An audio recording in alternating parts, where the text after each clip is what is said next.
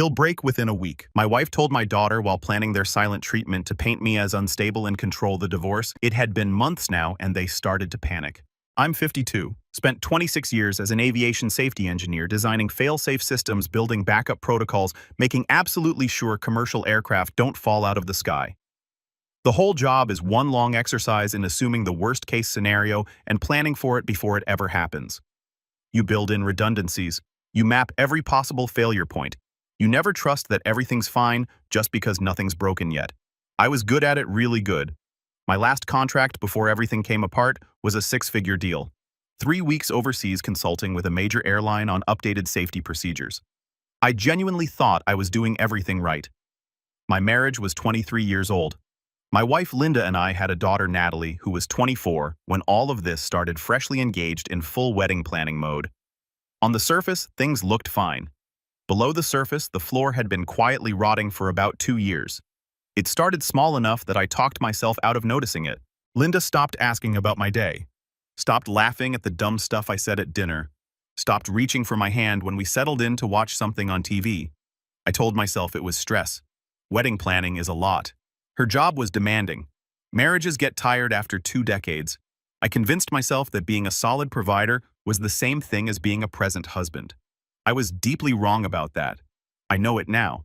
But back then I just kept working longer hours, and bringing home bigger paychecks like financial stability would somehow patch whatever I couldn't name yet. Natalie pulled away around the same time. We used to talk about real stuff when she was younger, big life questions, the kind of conversation where she'd actually come to me for input and mean it. Somewhere along the way, her mom's opinion became the only one that counted. I'd try to weigh in on a wedding venue or offer a thought on catering, and she'd smile, say, "Yeah, Dad, thanks," in that tone that means the exact opposite, and turn back to Linda. I told myself she was just growing up, finding her own voice, becoming her own person. I wasn't ready to admit I was being systematically phased out. The thing that started to get under my skin was the conversations that stopped the second I walked into a room. I'd come home from work, catch the tail end of something, and they'd both go quiet, do that small eye exchange thing, and wait for me to leave before picking back up. Happened enough times that I eventually stopped trying to join in. I just moved through my own house like furniture. Then came the Germany trip. 3 weeks overseas on a major consulting contract, the kind that was going to meaningfully pad the retirement fund. I came home, excited gifts in hand, an embarrassing grin on my face, ready to tell them what this contract meant for our future. Linda looked up from her phone, said, "Welcome back," and went straight back to scrolling. Natalie was at the kitchen table surrounded by wedding magazines. Didn't even glance up.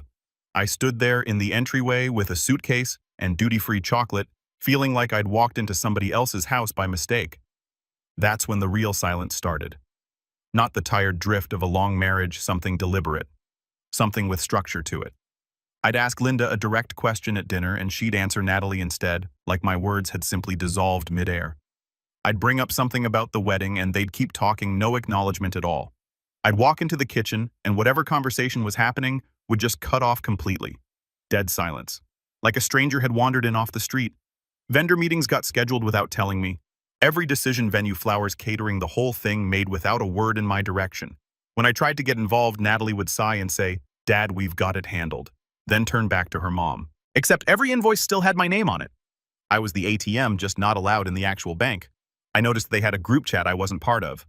Natalie's phone would buzz, she'd laugh, show something to Linda, and they'd both crack up while I sat right there. I asked once what was so funny. "Just wedding stuff," she said, and looked away a half-second too fast. I filed that away. I'm not someone who spirals easily. I'm an engineer. I notice patterns. And this one was getting loud. About 3 weeks into the silent treatment, I needed to check email. My laptop was updating, so I borrowed Natalie's. She'd left a social media tab open. I wasn't looking for anything. I was literally about to close the tab. But the group chat name caught my eye before I could. Wedding Planning Central. Linda, Natalie, Linda's mom, 6 bridesmaids, roughly a dozen other people. Everyone except me. I scrolled back. Weeks of messages. Some of it was actual wedding planning. Most of it was something else. Jokes about how I was always trying to insert myself into conversations. Stuff about how I was too sensitive, how I probably wouldn't even notice if they stopped talking to me completely. I kept scrolling. Then I found Linda's message, the one that reframed everything. "Give him another week. He'll crack. Won't last a month. Then we can deal with it however we want." I read it 3 times. Then I put the laptop back exactly where I'd found it. This wasn't a marriage that had drifted apart. This was a test. A deliberate, calculated experiment to see how long I'd hold out before I gave them a scene they could use. They were waiting for me to explode, to yell, break something, say the wrong thing, so they could tell everyone I was unstable, difficult, impossible to live with. Then they'd deal with it however they want. Something went quiet in me after that. Not sad quiet, cold quiet. Like a system that had been running hot for months finally found its stable operating temperature. The part of me that had spent years trying to fix things, win back what I'd lost, understand what I'd done wrong, that shut off completely. What replaced it, I recognized from work. Problem-solving mode. Facts, logistics, timeline. No emotion in the mix. They had me on a countdown. 9 days until their predicted breakdown point. I wasn't going to give them that moment. And I wasn't leaving messy or impulsive either. I was going to disappear so cleanly that they wouldn't know what happened until I was already somewhere else entirely. Okay, hold on. For the listeners, this is me jumping in, not OP. I need a second to sit with what just happened here. His wife and daughter didn't just drift away from him. They built a project timeline around his emotional collapse and actual deadline. Give him another week, he'll crack. That's not a marriage falling apart. That's a Truman Show pitch meeting where everyone got the memo except the main character. The man came home from 3 weeks overseas with gifts and duty-free chocolate, and they were mid-experiment while he unpacked his suitcase. And now he's got 9 days. The full problem-solving toolkit of a career fail-safe engineer and absolutely nothing left to lose. I'd love to hear which part she thought was going to go her way. I didn't leave in anger. I left the way I'd build a system methodically. Every failure point mapped out in advance. Day 2 called my attorney. No emotion, just facts and timeline. We set up a trust, completely legal, completely protected. 70% of our liquid assets moved into protected accounts. My pension and retirement funds locked down. The wedding fund stayed exactly where it was because Natalie was still my daughter and I wasn't going to make her pay for her mother's game. Left enough in the joint account to cover 3 months of household bills. I wasn't trying to destroy them financially. I was making absolutely sure they couldn't destroy me. Day 8. I made a call I'd been putting off for years. I had a son from my first marriage. His name was Adam. I was 26 when he was born from a relationship that ended badly. By the time Linda and I got serious, Adam was already 18, living his own life, and the right moment to bring him up somehow never came. Then it became something I'd buried so deep it started to feel like a secret. Not a deliberate one, not a calculated one, just one of those things you keep meaning to say and never do. He was 30 now. Worked as an operations coordinator at a manufacturing firm a few states away. Built himself a solid self-made life that I was quietly proud of from a distance. I called him on day 8 and told him everything. He listened through the entire thing without interrupting once. When I finished, he was quiet for a moment. Then he said, "Dad, what do you need from me?" I almost lost it right there. First time in months, somebody was asking what I needed instead of just taking from me. I explained the trust structure. Told him I was naming him secondary beneficiary on everything. He agreed immediately, no hesitation at all. Linda and Natalie had zero idea he existed, which meant they had absolutely no idea where anything was actually going. Day 9. Ready, packed, 1 bag, transferred what I needed to a new account they had no access to. Arranged a storage unit for the things that mattered. Some photos of Natalie when she was little. A Tuesday, or maybe Wednesday, doesn't matter. My dad's watch. 3 or 4 books I'd had since college. Everything else could stay. Alarm set for 4:30 a.m. Quietest part of the night. Cleanest exit window. I didn't sleep. I lay there next to Linda and felt nothing. Not angry, not sad, just waiting. At 4:30 I got up, got dressed quietly, did one last walkthrough, left my keys on the kitchen counter, left a half-full cup of water on the table. Small deliberate things. Signals that said this was a choice, not a breakdown. Not the scene they'd been waiting for. At 4:47 in the morning, I walked out the front door and closed it quietly behind me. No note. There was nothing left to say. Wait. This is the host, not OP, real quick. I just watched a man engineer a 9-day controlled exit from his own marriage the same way he'd engineer backup systems for a commercial aircraft. He moved 70% of liquid assets into a protected trust. He surfaced a 30-year-old secret son as a secondary beneficiary. He mapped a 4:30 a.m. departure window and left with a half-full cup of water as his only goodbye. That's not leaving a marriage. That's Ocean's 11, except instead of a casino heist, It's a man protecting everything that was actually his from the people who were supposed to love him. Most guys in this situation blow the whole thing with one too many texts. This dude had a contingency plan for the contingency plan. Anyway, she's about to notice he's gone. I checked into a hotel near the airport under my own name. I wasn't hiding. I wanted to watch how long it took them to notice. The answer was 18 hours. Linda called once, left no voicemail. Natalie texted, "Where are you?" I didn't respond to either. They'd wanted me sitting in silence for 31 days. I figured they could handle a little of it themselves. Linda tried to reframe it publicly almost immediately, posted vague stuff about supporting each other through difficult times, hinting at some kind of breakdown on my end. Natalie kept planning the wedding without missing a beat, posted dress shopping photos, cake tasting photos, florist visits. Not a single mention of me anywhere. They rewrote the narrative fast and clean. I'd abandoned them, chosen work over family, cold, selfish, gone. Some people believed it. Most people who'd actually known me for more than a few years didn't, 2 months after I left. Linda's attorney contacted mine demanding access to my pension and retirement accounts. That got shut down in about 15 minutes with the trust documentation. 3 months later, they tried to have me legally declared dead so Natalie could access my life insurance policy. I want you to sit with that for a second. That one failed faster than the pension attempt because I was very much alive and making sure people in my professional circle knew it. 6 months in, Linda called from Natalie's number, probably figuring I'd pick up for my daughter. I did pick up because Natalie was still my kid. Whatever else was true. Linda got on the line almost immediately. "We need to talk about your responsibilities," she said. Voice sharp like I was a teenager who'd missed curfew. I said, "All my responsibilities are handled. Wedding fund is full. Bills are covered through the separation date. Anything else isn't my problem anymore." She started to argue. I hung up. That was the last conversation I had with Linda. Okay, pause. This is me, not OP. I need to run a quick timeline here because this woman's arc is genuinely something. She coordinated a month-long psychological experiment to manufacture a breakdown. Then she tried to raid his pension. Then, and I need you to actually process this, she filed to have him declared legally dead. The undertaker didn't want a divorce settlement. She wanted a death certificate. That's not a legal strategy. That's a Thanos move. She literally tried to snap him out of existence. And this is the woman who wrote, "He won't last a month," in a group chat like she was setting a timer on a microwave. The coffee cup on the counter was the last thing she understood about this man. And she's been 3 steps behind ever since. Good news. It's about to get significantly worse for her. Meanwhile, I'd gone independent with my consulting. Turns out when you're not burning energy holding a marriage together that doesn't want you, there's a lot of bandwidth for actual work. I was making more than I'd ever made on salary.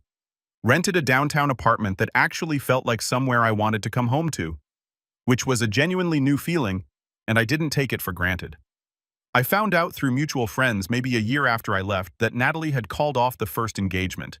They'd grown apart apparently, which is the polite way of saying something broke. I didn't ask questions. A few months after that, she'd met someone new. His name was Ryan. He worked at an aerospace consulting firm a few states over.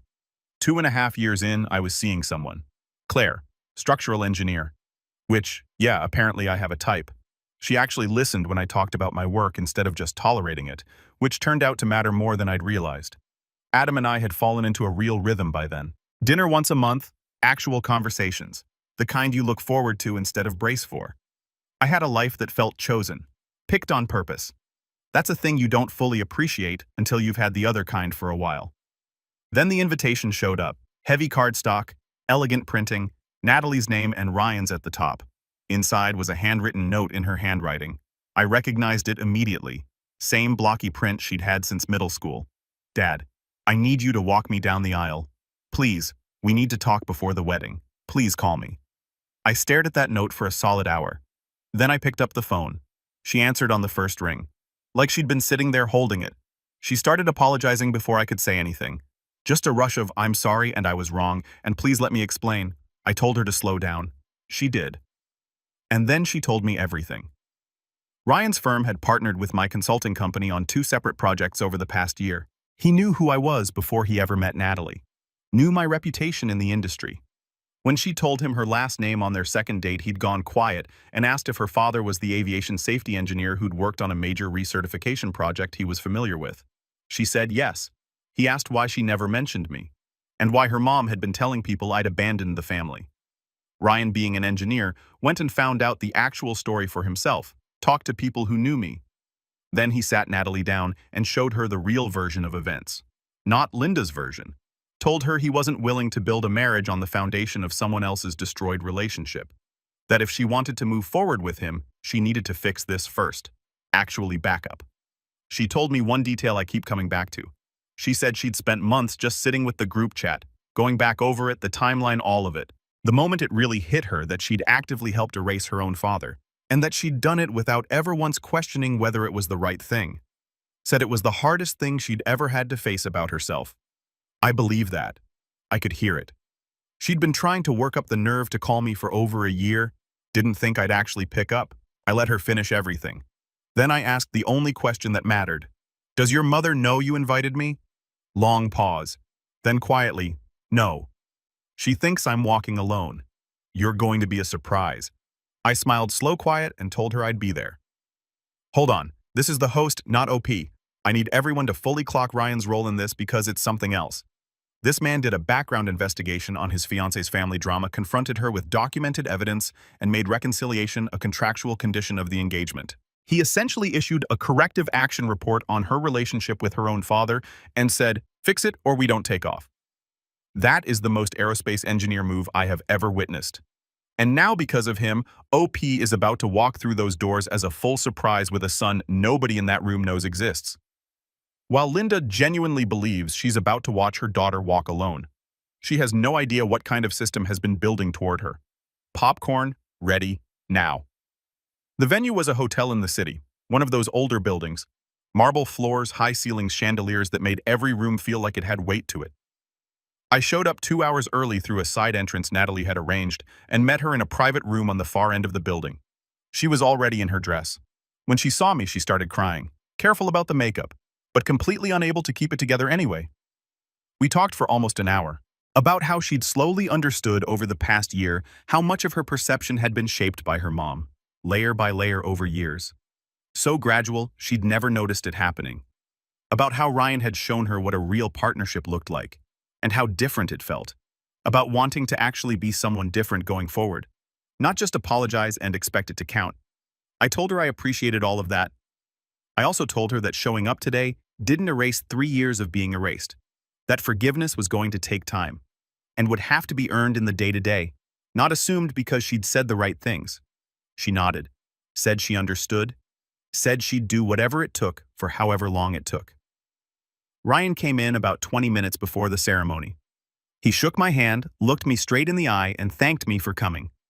Then he mentioned, without making a production of it, that he'd been steering consulting contracts toward my firm for the past year. Not because of any of this, but because he'd followed my work independently and believed in it. He didn't need to tell me that. He told me anyway. That kind of thing matters. I liked him immediately. Direct, no performance, zero wasted words. Adam was already seated in the main hall.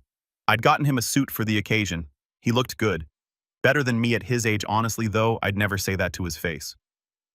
I waited in the back hallway while the guests got settled. Heard the music begin, the officiant welcoming everyone. Then Natalie came and took my arm.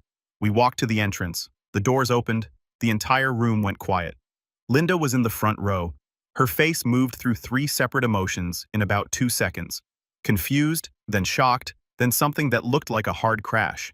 And then her eyes drifted sideways past me to Adam, a face she'd never seen, a man she had absolutely no file on.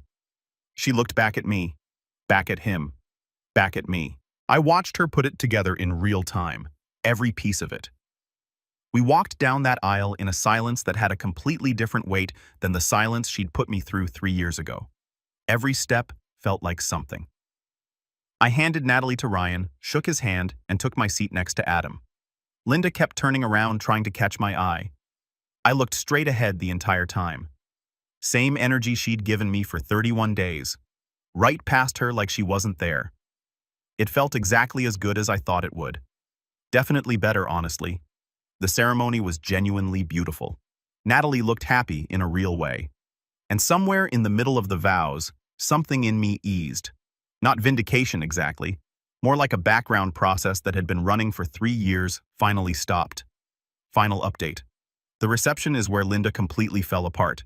She cornered me near the catering table, her own mother right behind her. Before Linda could launch into whatever she'd prepared, her mom cut her off. "Linda, stop. Just stop." Her mom's voice had the quiet weight of someone who'd been holding something back for a long time. I watched Linda's face crumble in real time. Her mom turned to me and apologized, said she'd believed Linda's version of events for years, that a photo of me at an industry conference had started making her question the whole story, and that she was sorry for not reaching out sooner. Linda tried to interrupt. Her own mother told her to be quiet. "You've done enough damage already." Linda went to pieces right there. Started crying, making excuses, trying to get people to listen to her side of it, but nobody was listening anymore because the story had been out long enough that the cracks were showing and they'd finally broken open all the way. She'd spent 3 years performing the abandoned wife, and everyone in that room was quietly realizing they'd been watching a very well-rehearsed act. I didn't argue, didn't gloat, just stood there, steady, while it played out, then excused myself. Left the reception early with Adam and Claire, who I'd brought as my date. Linda watched Claire the way you look at something that answers a question you didn't want answered. We went to dinner downtown. Easy conversation, the kind you actually remember the next day. Nothing heavy, just good. Natalie texted late that night. "Thank you for coming. Can we get coffee sometime?" I said yes. She'd put in the work. She'd earned that. 6 months after the wedding, Natalie hit the conditions on the trust and got access to her inheritance.